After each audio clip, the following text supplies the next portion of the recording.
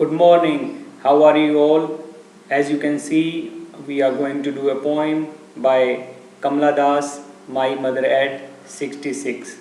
About the poetess, Kamala Das is an Indian poetess born in Malawar, Kerala. She is one of the foremost poets of India. Students, आज हम कमला दास की लिखी poem my mother eight 66 करने जा रहे हैं। उनकी जो पोइम्स हैं उसमें हमें जो इंडियन फ्लेवर नज़र आता है, क्योंकि वो इंडिया में ही बोर्न एंड ब्रॉट अप हैं, यहीं पैदा हुई हैं और यहीं पे उन्होंने अपना काम किया है। तो उन्होंने कई नॉवेल्स लिखे, कई शॉर्ट स्टोरीज़ लिखी, कई मलयालम में भी कई वर्क्स लिखे मलयालम भाषा में। तो स्टूडेंट्स, आज हम उनके द्वारा लिखी गई पोइम पढ़ते हैं, माई मदर एट 66। जो एजिंग होती है, एज बढ़ती है, वो एक नेचुरल प्रोसेस है। सभी को इस प्रोसेस से गुजरना पड़ता है। एज तो बढ़ती है और जैसे जैसे एज बढ़ती है तो हमारी हेल्थ भी ख़राब होती है और हम बूढ़े भी होते हैं। इसमें पोइम में कमला दास अपनी मदर के साथ रिलेशनशिप के बारे में बात करती है कि वो कैसे फील कर रही है, क्योंकि वो अपनी मदर को बूढ़ा होते देख रही है और जो कि उसको बिल्कुल भी अच्छा नहीं लग रहा। वो एक सेपरेशन फील कर रही है कि आज नहीं तो कल उसको अपनी मदर से अलग होना पड़ेगा और उसके विचार से ही वो परेशान हो जाती है। तो let's read the poem. Driving from my parents home to Cochin last Friday morning, I saw my mother beside me, doors open mouthed, her face ashen like that of a corpse, and realized with pain that she was as old as she looked, but soon put that thought away and looked out at young trees sprinting, the merry children spilling out of their homes, but after that airport security check standing a few yards. तो students, Kamala Das अपने parents के घर गई थी। तो वो क्या कहती है कि मैं जब अपने पेरेंट्स के घर से ड्राइव करके वापस कोची की तरफ जा रही थी, कोची एयरपोर्ट की तरफ जा रही थी केरला में, लास्ट फ्राइडे पिछले शुक्रवार को, यानी वो अपनी बात आपको बता रही है कि अपने पेरेंट्स के यानी अपने डैडी मम्मी के घर से वो वापिस कोची एयरपोर्ट के लिए सुबह सुबह फ्राइडे को जा रही है। आई सा my mother beside me. Beside students होता है पास में। कहते स्टूडेंट वो कहती है कि मदर मेरे पास में बैठी है। डोज मतलब शी इज स्लीपिंग, सुस्ती आ रही है उनको, वो सो चुकी हैं। ओपन माउथ और उनका मुंह खुला हुआ है।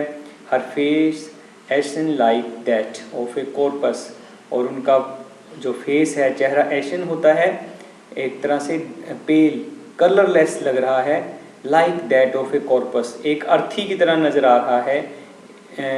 एंड रियलाइज विद पेन, मुझे बड़ा दुख होता है देखकर, क्योंकि स्टूडेंट्स जैसे जैसे ओल्ड एज बढ़ जाती है, ये सीन आपके लिए कोई अलग नया नहीं है, क्योंकि ओपन माउथ मतलब जब ओल्ड एज पीपल को सांस नहीं आता तो वो फेस ज़्यादातर जब वो सोते हैं तो उनका फेस जो मुंह है वो ओपन हो जाता है। वैसे ही उसकी मदर का मुंह खुला था, वो सो रही थी। डोज हर फेस वास, उसका फेस ऐसे लग रहा था जैसे एक अर्थी की तरह हो और वो कलरलेस हो, उसमें कलर ही नहीं था कोई भी, यानी कि जैसे जैसे ओल्ड एज होती है तो फेस का जो रंगत है वो चली जाती है।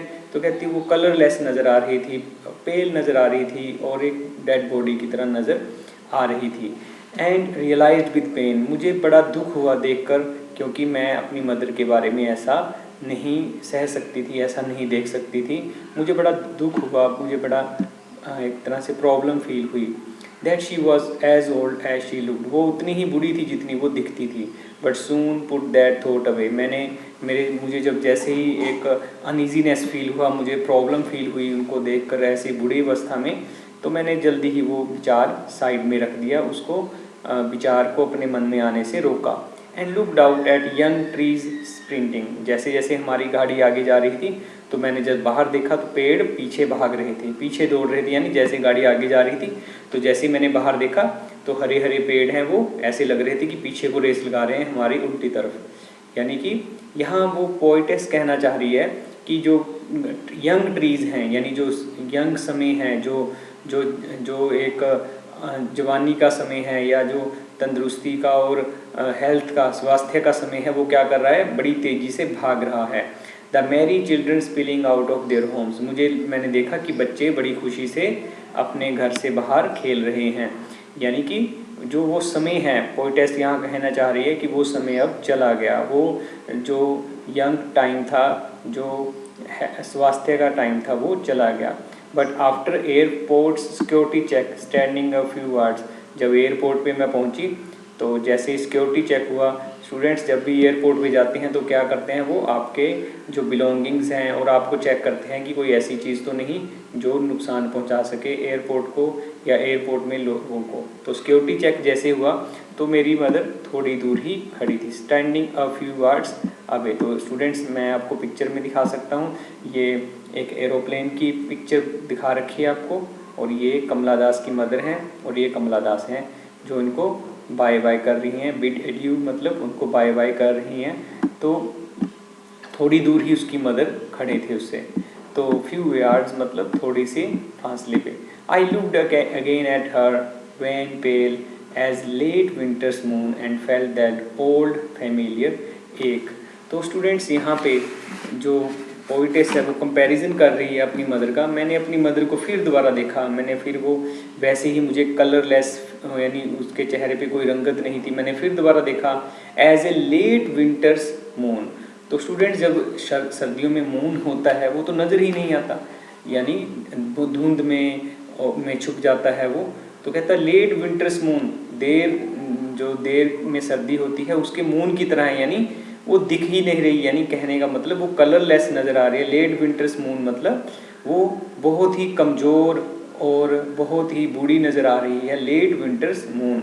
And felt that old familiar ache, मैंने फिर वही एक मतलब वही दर्द द्वारा महसूस किया, वो चिंता दुख द्वारा फील किया जो मैंने अभी थोड़ी देर पहले फील किया था अपनी मदर के बारे में। My childhood fears but all I said was see you soon Amma. लेकिन मैंने क्या करा, मैंने कहा कोई नहीं, मैं अम्मा तुम्हें दोबारा मिलूंगी। अम्मा मतलब वो अपनी मदर को कह रही है कि मैं तुम्हें दोबारा मिलती हूँ। All I did was smile and smile and smile. मैंने क्या किया, सिर्फ उसकी तरफ देखकर स्माइल किया। तो इस पोइम में पोइटेस ये रियलाइज़ करती है कि उसकी मदर अभी ज़्यादा देर तक ज़िंदा नहीं रह पाएगी, जिस हिसाब से उसकी एज है और जिस हिसाब से वो कमज़ोर हो गई है उस हिसाब से वो ज़्यादा देर तक नहीं रह पाएगी, ज़िंदा नहीं रह पाएगी। लेकिन पोइटेस कहती है कि मैंने कोशिश की कि ऐसा कोई भी फीलिंग मेरी मदर को नज़र ना आए, लेकिन मेरे अंदर मुझे पता था कि मैं अभी शायद उनको दोबारा ना देख पाऊँ। तो आई होप आपको ये पोएम समझ में आई है, और मैं इसके क्वेश्चंस डिस्क्रिप्शन में डालूँगा और आपके ग्रुप्स में भी आपको ये जो इसकी समरी है और इम्पोर्टेंट पॉइंट्स हैं वो मिल जाएंगे। तब तक के लिए सभी को नमस्कार।